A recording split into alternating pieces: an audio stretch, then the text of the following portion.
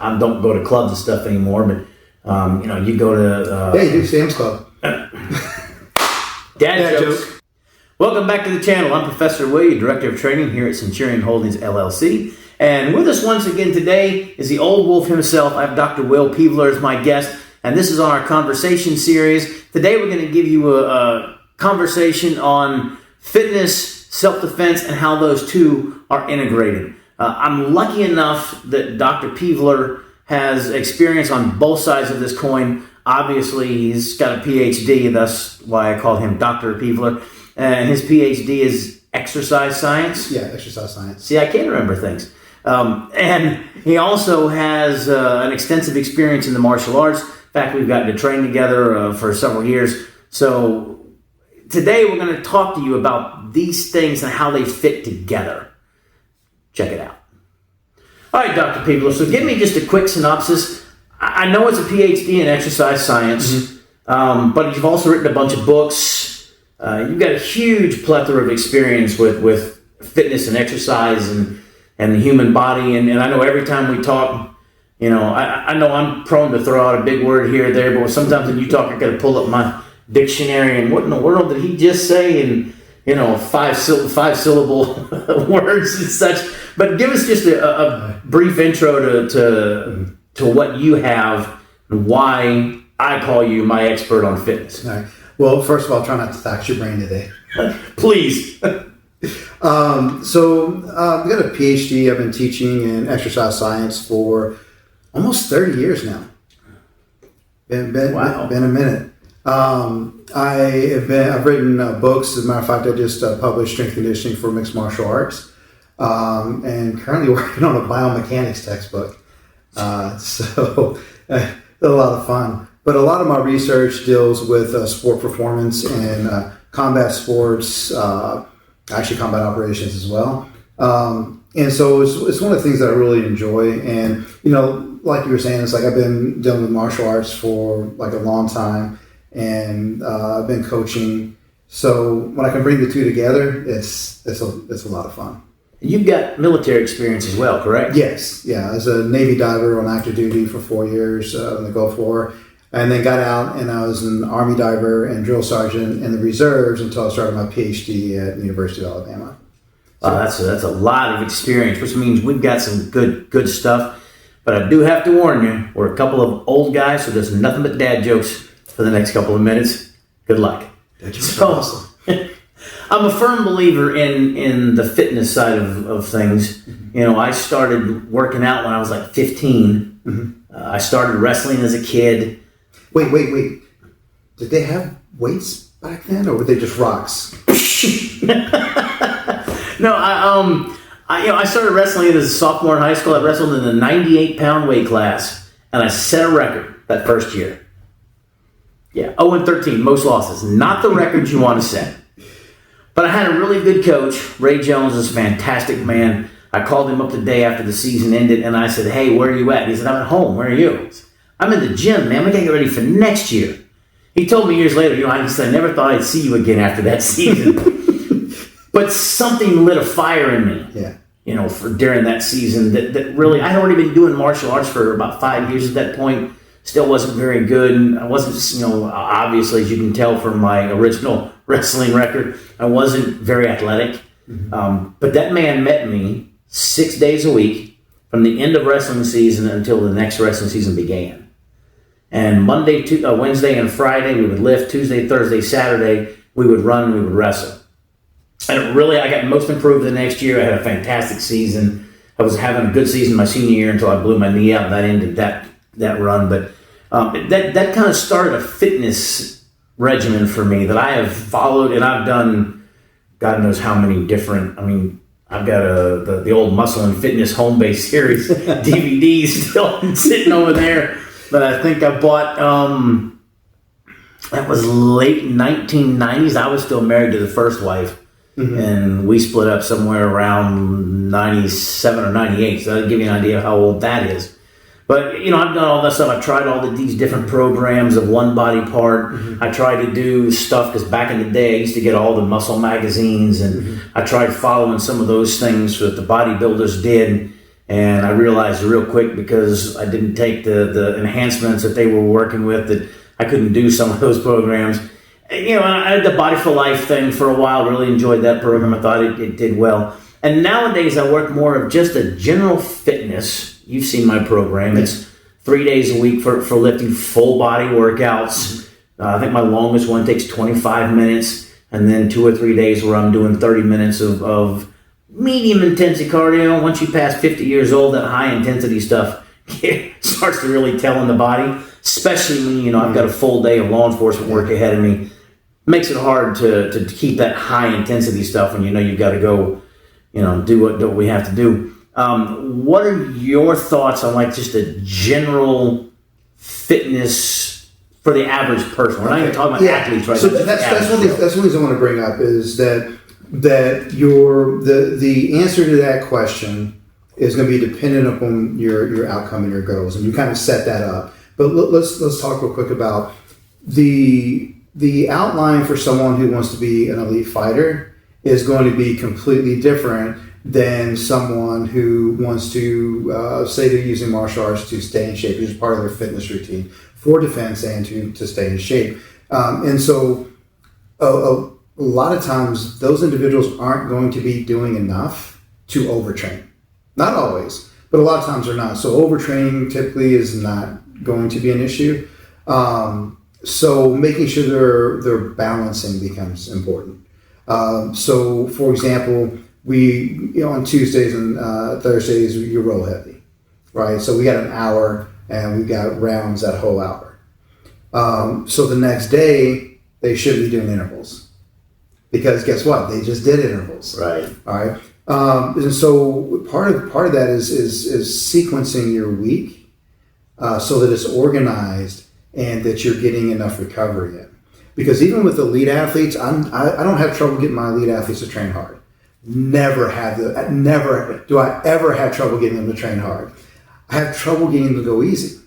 I have trouble getting them to eat correctly. I have trouble getting them to stretch. I have you know, even fighters. I have fighters, you know, they end up with limited range of motion because they don't work on their flexibility. Although the cyclists and triathletes I work with are the worst. Like, they can't touch their toes half the time. Really? Yeah. So like a lot of times they're like, oh, my bike fit. I'm like, it's not your bike fit, it's you. Touch your toes. And they're like, those are your knees. Wow, I would have thought they would. No, they're the world's worst. So, you know, anyway, so when we're looking at this, it's being able to undulate their program correctly so that they're getting enough recovery. You know, adequate sleep's important. Nutrition is important. And so when you can balance all these things, you just end up much healthier. And that's without even talking about getting to like this, you know, talking about elite fighters. Because if you're sitting there and they're doing like, you know, rolling for an hour, doing an hour technical, hour rolling, and then they're running at race pace the next day. And then they're doing, then on Thursday, they're back to doing the same thing. That's 3 high intensity days in a row. Which you don't want to be doing. So a lot of it is just balancing that out and making sure that they're cognitively going to sit down and lay out a program to where they do have recovery in there. That was, I know, one of the problems that we had with our group when we first started. We were all fighting in the late 90s. It was pretty much for as advanced as we were in our training methodologies at the time, when most people were just throwing front kicks, going across, and, you know, and even our pad rounds were damn near sparring rounds. I mean, it was, sometimes even on pad rounds, you'd come away bleeding. You know what I mean? But we ran that training camp because I got 2 fights. I trained for I only wanted 5 is what I wanted to do. And I actually got 2. Several of them fell through at the last minute, which is very common back then. Yeah. Back then, you'd show up and the promoter would look at you and go, "What do you weigh?" 160 pounds. You know, my second opponent was easily 185 pounds. I'm 155. Yeah. Right? But they looked at across the room and said, "What are you?" "I'm 160 is what I put on my thing, because I hated cutting weight." Yeah. And they looked at him and said, "What are you?" He goes, "Yeah, I'm 160. Right. And that's just the way it was. There was no scale. There was no, you know. Yeah. I mean, you didn't know who you were going to be fighting against, what his experience level was. It was very much the Wild West back then. But we held pretty much a 9-month training camp with this thing solid. And I mean, that was high intensity every day, 6 days a week. All we had off was Sundays. And it was very hardcore. And I think all of us were broken up, beaten up, battered at the end of it. Well, that's because we've had this conversation before, is sparring was fighting. It was 100% fighting. It was gym war. There was, for boom, you go. It's like, you're shoving paper towels up your nose because you can't get it to stop bleeding. You step back out there and you keep going. Yeah. It's, and we got the concussion. No telling how many concussions we've had over the years. It just kept, Yeah. It's a good thing we didn't know then what they know now. We've all been in the hock, but if you don't have recovery time, even someone who's just general fitness, they're going to end up overtrained, tired all the time, fatigued, and the performance is going to decrease. So making sure that they get in that adequate recovery while getting in the training that they want to get in becomes extremely important.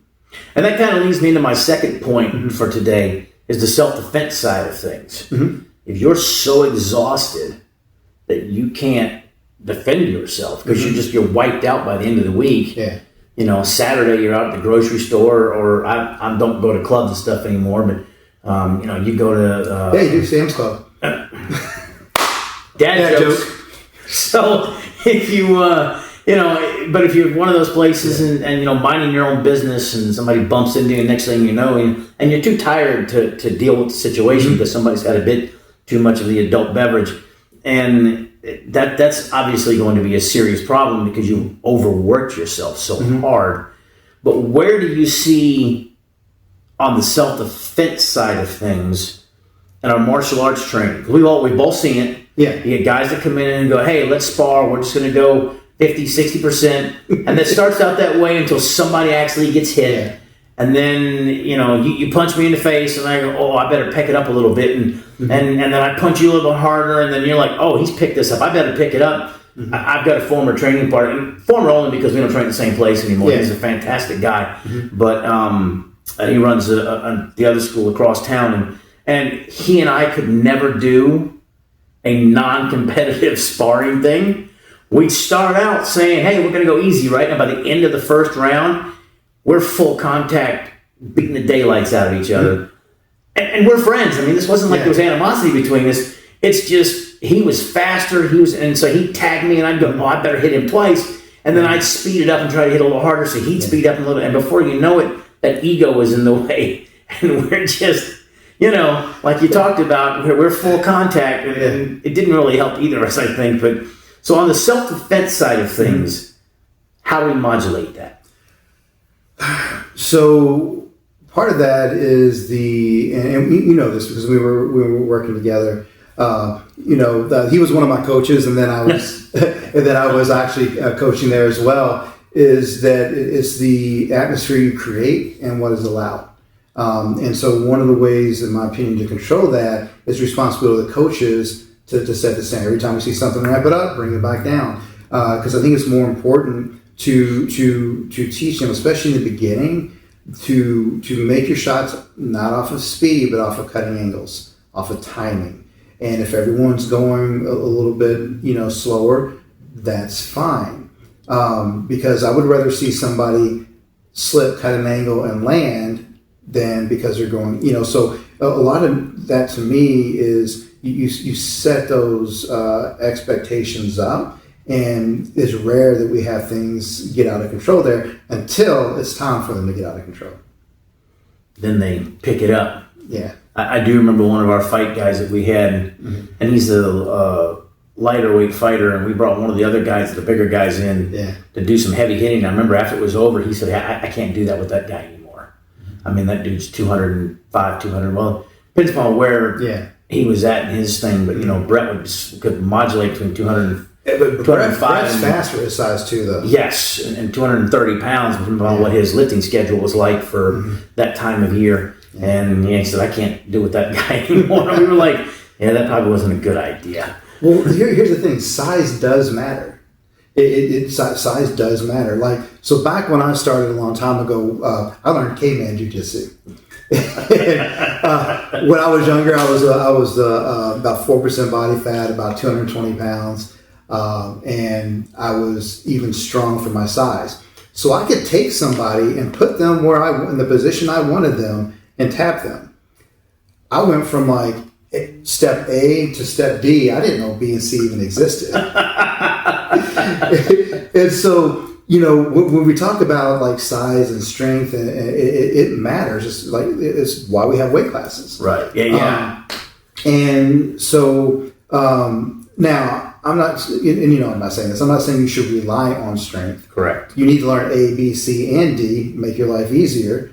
But it does matter. Well, that was part of what made Brett so effective. Mm-hmm. I remember the first time I rolled with him. Mm-hmm. I mean, wow, it was fantastic because the guy had, not only was he, I think he was at his biggest then, was he 6'2", 6'3", mm-hmm. something like that. Yeah. I think at that point he was pushing like 250. He was fresh out of the Marine Corps. Mm-hmm. But he'd been wrestling since he was like 4 years old.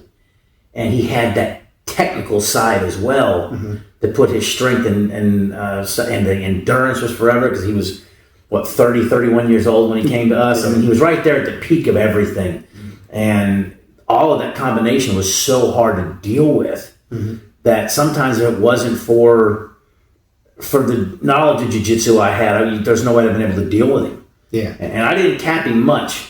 But there were times where the only thing that kept him from just blowing through me mm-hmm. was the fact that I did have that technical side that I could kind of offset some of his strength and power.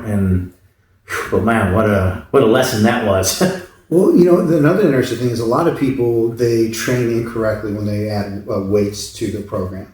I got invited to the UFC Performance Center to go visit, and one of the problems they have there is a lot of those guys, they don't have strength and conditioning coaches until they get there. Gotcha. And so they get these guys coming in, and they'll be cut and they'll be strong, but they have I almost said useless muscle mass. I don't want to use the word useless. They have more muscle mass than they need because it changes their weight class. What they really need is strength and power. And so they've been doing these bodybuilding type programs where they're getting cut, but it's not effective for fighting. So now they're at a higher weight class where if they can, work on power and they can work on strength as opposed to focusing on hypertrophy, then it actually becomes better for performance. And we've had this discussion before. There's some training modalities out there mm-hmm. that do Olympic lifts for time or for speed or for high rep ranges, mm-hmm. and I think that is so dangerous and just not for, especially for the average person. Yeah, if you're somebody who's an elite athlete that's working towards some type of competition, or you're able to specialize and do whatever, mm-hmm. maybe. But I haven't deadlifted in years.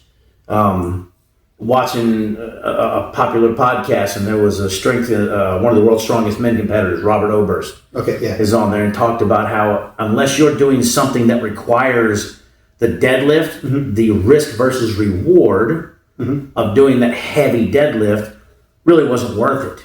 Because you hurt your back, you hurt your, the lower, you probably know all the technical names, but the lower spine, the upper hip posterior, all that chain. Yeah. And, I've already had the whole thing rearranged and reworked on the hip. So I had noticed that some of that movement was already starting to cause me issues.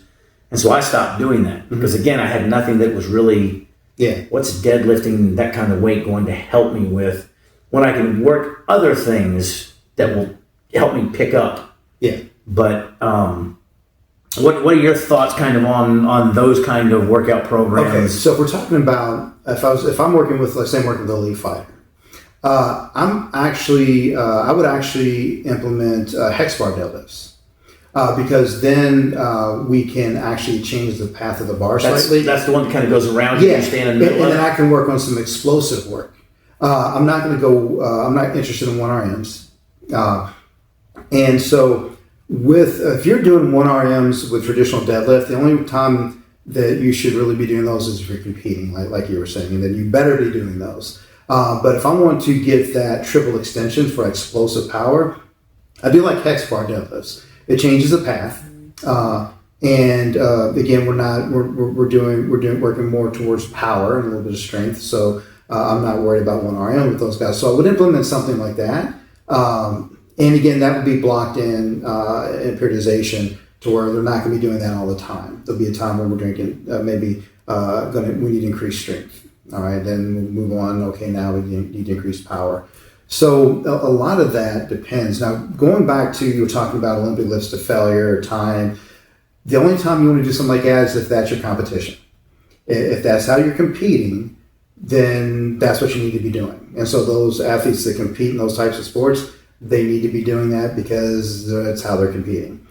Taking that and applying to fighters, no, it's a waste of time. So when you look at, and we were talking about this before, but when you look at athletes, you have a toolbox that you're going to pull out for the athletes. And that toolbox can only be so big. So something simple like an endurance athlete, if I'm working with a runner, the largest tool in that toolbox is going to be their endurance component. That's the largest tool. But I also need anaerobic in there. I also, off-season weight training for endurance athletes has been shown to increase performance over and over again. So it needs to be a smaller tool in there. And then it's not a bodybuilding program, right? As a matter of fact, the benefits come from neuromuscular adaptations, not from hypertrophy. So now we get to a fighter's toolbox. This becomes complicated. Because that's why you have a PhD. It becomes complicated. If I got a power lifter, it's straightforward. If I've got a cross country runner, it's pretty simplistic and straightforward. You get into like a fighter where you have to have an aerobic base and anaerobic components, and you have to have muscular endurance, and you have to have muscular strength, and you have to have power. So we have to develop all these things while still training for technique and still going live to whether it's 50%, 60%, all the way up to 100%, which is very taxing on the body. So you have to look at the tools that you put in there. Technique's a big tool that goes in that toolbox. Right. And technique is like, if you've done this, an hour of technique is still a good workout. If you're doing it right, it can be very taxing. Yeah. And sometimes it depends on what you're doing. Sometimes it's more taxing than others, depending on what you're working on that day. So when you add in a strength component or a muscular power component, muscular endurance component, then you're adding that on top. So what you have to do is you fill that toolbox up with your technique and your sparring components first, and then you see what you can fit in. And a lot of times what we're going to look at is where is that fighter weak? Where, if we've got somebody whose technique's on the ground but their gas tank's empty, we got to work on the aerobic, and pushing up their anaerobic threshold is extremely important. And then, if maybe their gas tank's good, but they're getting overpowered all the time in their weight class. Well, we got to increase strength and power. And so these programs, you're going to kind of fluctuate. Where the average individual, they get on one program and it's flat, and they just, how to put this? If it's just for self-defense and it's staying healthy, there is nothing wrong with that whatsoever. Just that flat program where they're getting in their strength training, they're getting in their endurance, and they're getting in their perfectly. It's okay. They're not overtraining themselves. They're staying healthy. They can do what they want to do. When you're talking about someone who wants to compete, then that becomes a different story. So just for a basic Joe, the average man or woman, going to work every day, working a career, doing the 9-to-5 thing, they're getting to go to jiu-jitsu or Muay Thai a couple times a week. They're getting to go to the gym a couple of times a week.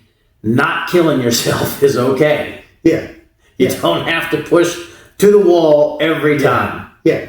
It's interesting because this is something that I've just discovered, I don't know, headed in my mid-50s now. And I was always, as a younger man, and up in even well into my 40s before the hip went bad and I had to slow down. So that's really what started my progression into better things, was that everything was, there was a while there, if you could do 10 reps, that's too light, add more weight to it.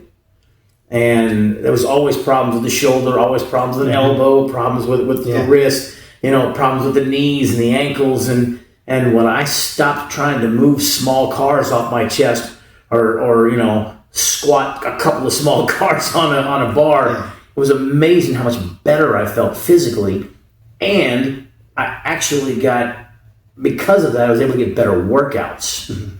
Well, see, here's the thing. Even though you consider yourself like average, like meaning that you're not training to compete, you're not trying to go pro, because I know you're abnormal.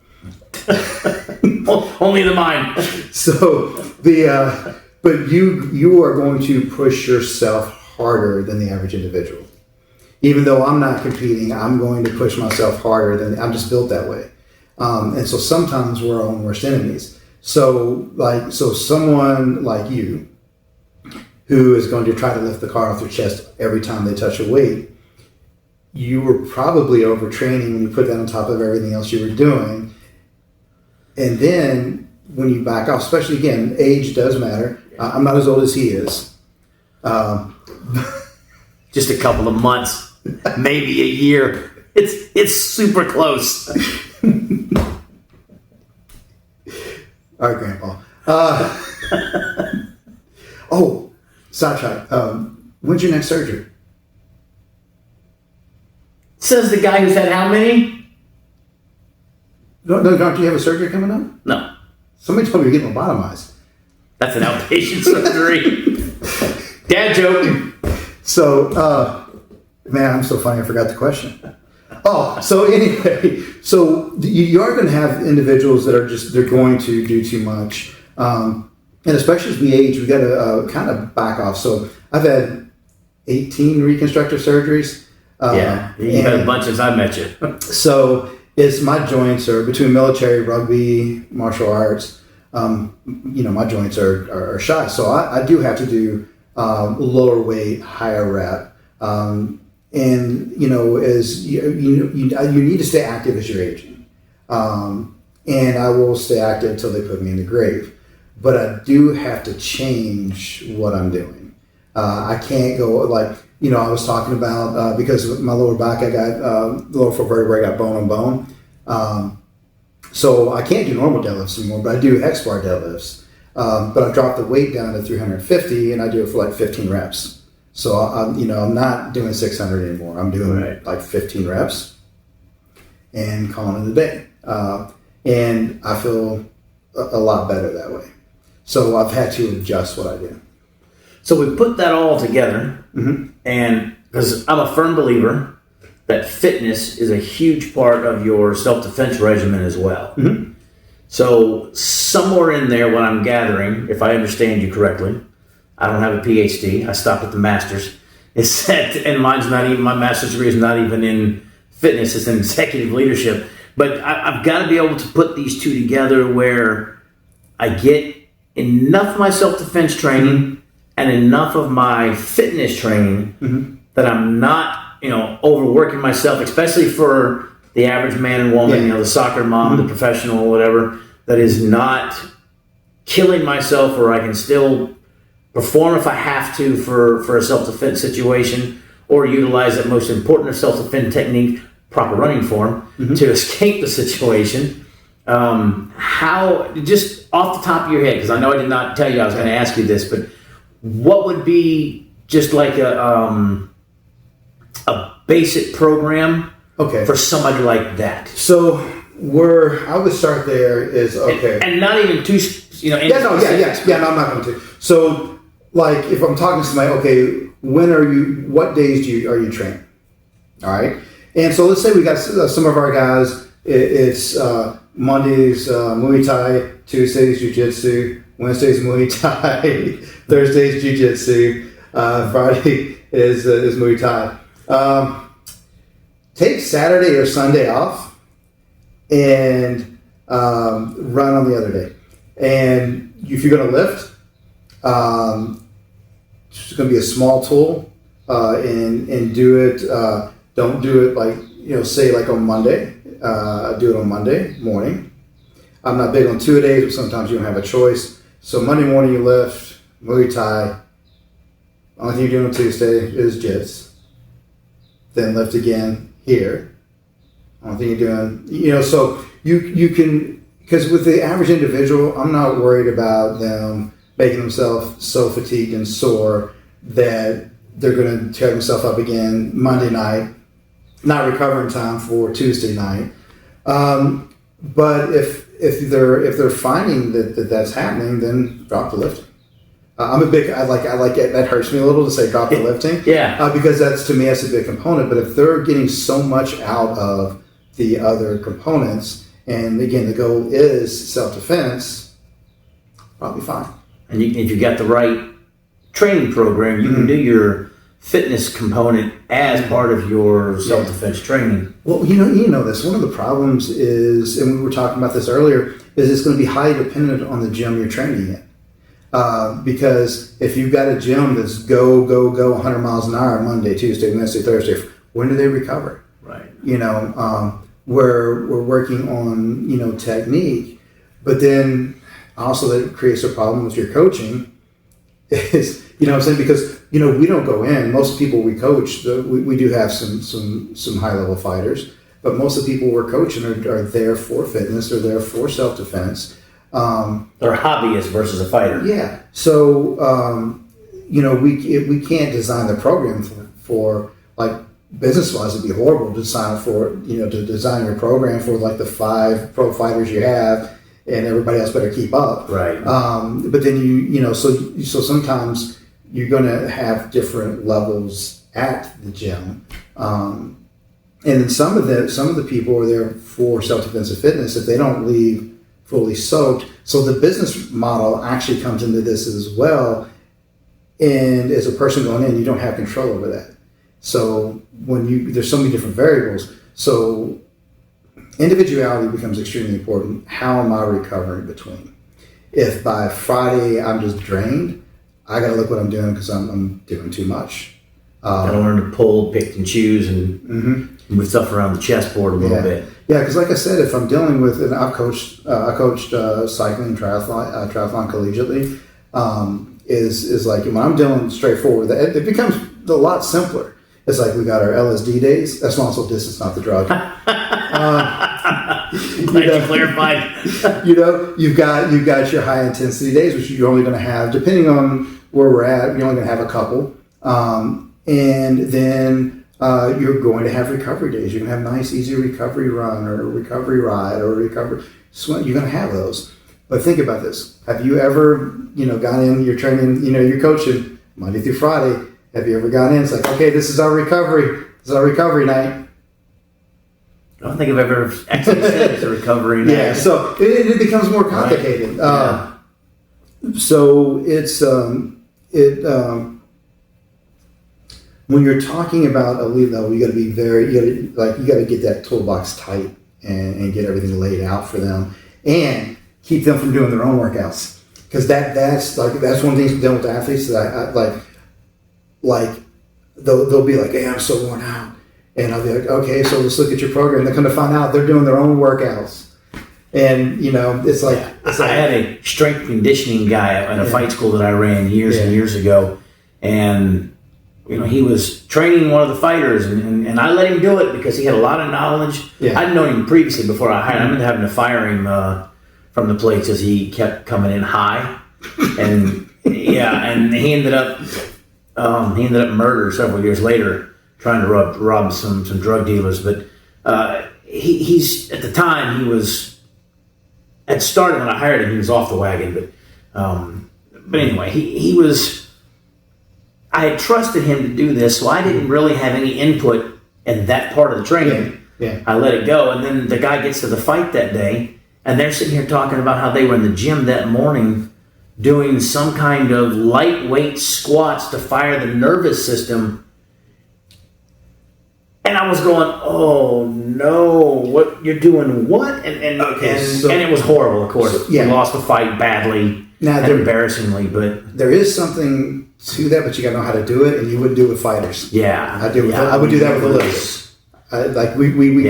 We get the nervous response going other ways. You definitely don't do that. So, because that's what I didn't really sit down with that guy and say, hey, what's the workout plan, and tailor that along with our training program for the martial arts side, and I probably should have, but at the same time, I was flabbergasted that you would have that guy who's getting ready to do probably one of the most explosive and aggressive things you can do in a sport, to stand across the cage from another guy, and we're going to punch, we're going to kick, we're going to knee, we're going to elbow, we're going to pick each other up, slam each other on the ground, and then when we get down there, we're going to do some more, and then I'm going to try to break, your arm or your leg or put you to sleep. And plus it's it's completely different when, like, for example, I played rugby for college, at collegiate I played rugby, and if I mess up on the field, not that my teammates don't notice or anything, but the whole team's out there, they got my back. It's like, we're all gonna mess up. It's like, unless you really mess up visibly,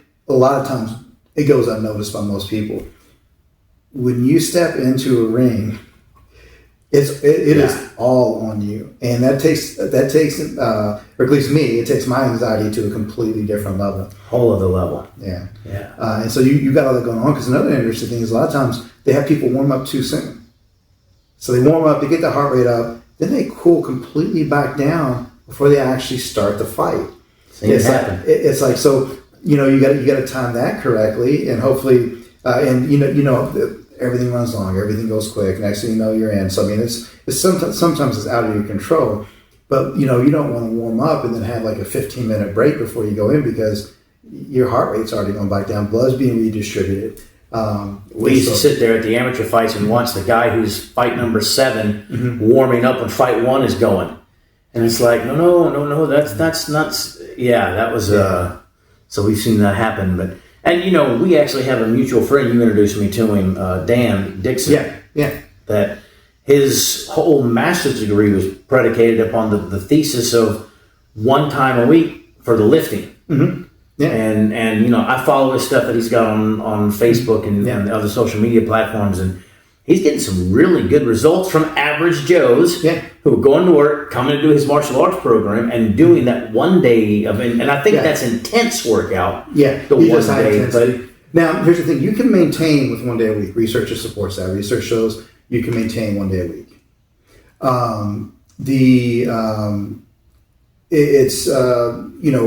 But how long can you go 1 day a week and maintain is somewhat in question. But 1 day a week for at least a decent amount of time, then you can maintain your strength levels without too much problems. And it's also that, because for the week, it's all about the volume and intensity. Whether you do a 2 day on, like stepping away from fighting, just looking at lifting as a sport itself, whether you're on like a 2 day on, 1 day off, 3 day on, 1 day off, a Monday, Wednesday, Friday, if the volume for the week and intensity is the week the same, they all produce similar results.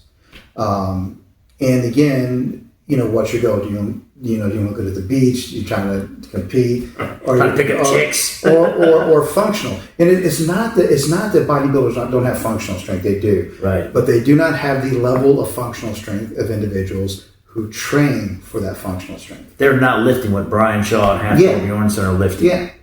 So when we get to fighters, we don't have that explosive power, functional strength, so that they can perform in the methods that they need to perform. So to wrap it all up, what we're looking for, especially for the average person, is basically modularity in our training for the martial arts side and our fitness side, so that they both fit together and work together with synergy, so that I'm not overtraining myself, I'm not killing myself on one versus the other too much and getting bad results. If I modulate how much I do my martial arts training, and I can work my fitness in with that, I get a good mix of both, and then I can progress with both of them and have good results out of it. Yeah, and having an aerobic base with a high anaerobic threshold is for self-defense and for definitely for fighting is important, because we've both done this. We've come back from injury. We're out of shape, and we're in there. We start off like, okay, like this is it's not. All of a sudden, you're just like, I think I'm going to tap because I'm out of breath. Yeah, it makes a big difference, and there's nothing. And even when you're in shape, because I'm sure you've been there too, where I'm in shape, but the intensity is so fast, it's so strong that my throat was hurting. I was breathing so hard. Yeah. And I was in good shape. And like, there's nothing worse than getting outgassed. And you know you're in trouble because it's like... Yeah, especially on the fight world side of it, that's one of the tools. Yeah. So you know, with, you know, if it's a balance between making sure that you have muscular strength and power, aerobic base, and a high anaerobic threshold. And the better you can work those in and max those out for what you're doing, the better off you're going to be when you step in the cage. That's awesome. So the whole point of it is get up off the couch, go out and move, do something with purpose, and do something that's going to fit what you need to do and what your needs are, whether that's fitness, whether that's self-defense, whether you're trying to combine the two of them. Really appreciate you coming by today, brother, and help me. You are the first in-studio guest I've had for the conversation series, so I was glad that we were able to work that out. And you guys can always catch us on all the social media platforms. You can check us out at CenturionHoldingsLLC.net. You can get a hold of us at CenturionHoldingsLLC@gmail.com. You can hit the QR code right there, and we'll see you next time.